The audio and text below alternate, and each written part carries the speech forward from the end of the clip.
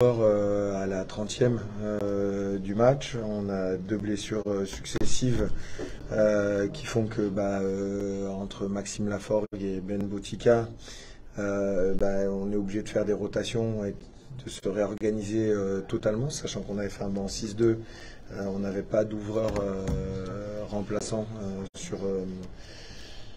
sur le banc, donc non. Et puis on a une deuxième mi-temps qui est à l'image de ce qu'on veut faire, et on a une première mi-temps qui est vraiment à côté de ce qu'on voulait produire. Un peu de fébrilité quand même, on a senti sur les engagements, il y a eu un petit peu de fébrilité. Comment tu l'expliques, Sherman? Déjà, il y a deux choses, c'est que il y avait un petit en face qui envoyait des très jolis renvois, il faut lui rendre ça. Évidemment, il faut qu'on soit plus précis en dessous, c'est certain. Je le prends en partie pour moi parce qu'il y en a deux où je dois être plus précis. Et je ne le suis pas. Et après, voilà, des bons coups de pied, des bons mecs qui suivent aussi chez eux. Les élites sont forts en l'air, donc voilà, il faut qu'on soit plus propre, c'est certain, mais il faut aussi reconnaître qu'ils ont été bons là-dessus. Après, oui, clairement, on ne doit pas leur laisser l'option d'être bon, quoi. C'est ça le truc. On ne doit pas leur laisser la place. Il y a un secteur qui a bien marché, c'était la discipline, notamment en première mi-temps. Est-ce que ça s'est un peu traduit par un manque d'agressivité avec le Brésil qui a pu jouer un petit peu dans un fauteuil au pied?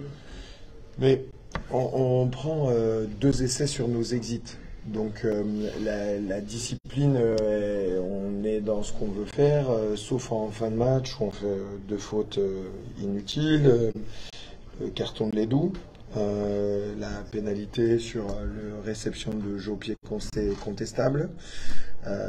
Donc elle s'ajoute à un moment du match où on devenait plutôt dominant. Donc la discipline, il faut maintenir cette envie justement de rester dans ces standards. Mais on prend un essai où le ballon rebondit sur un poteau qui revient dans le terrain, un rebond hasardeux. On sentait qu'aujourd'hui le rebond du bon côté, il n'était pas là. Ça arrive.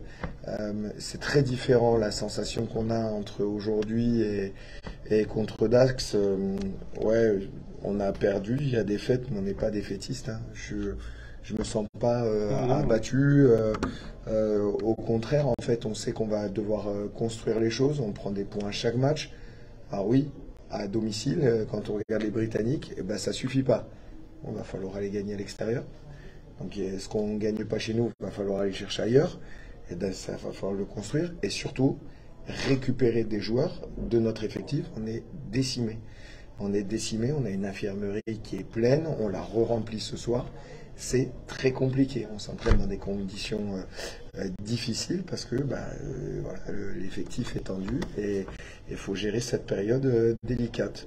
Donc on va être vigilant pour ne pas reproduire ce qui s'est passé sur nos sorties de camp ce soir et éviter évidemment que ça se reproduise, mais surtout souligner encore une fois cette capacité à retrouver des ressources et se redonner la possibilité d'aller chercher la gagne. Sherman, tu es le joueur qui a le plus de temps de jeu au niveau des violets. Justement, est-ce qu'il y a cette coupure, cette reprise aujourd'hui, comment tu te sens? Est-ce qu'il y avait un petit peu de fatigue au niveau d'équipe que tu as toi-même senti ou il n'y en avait pas du tout?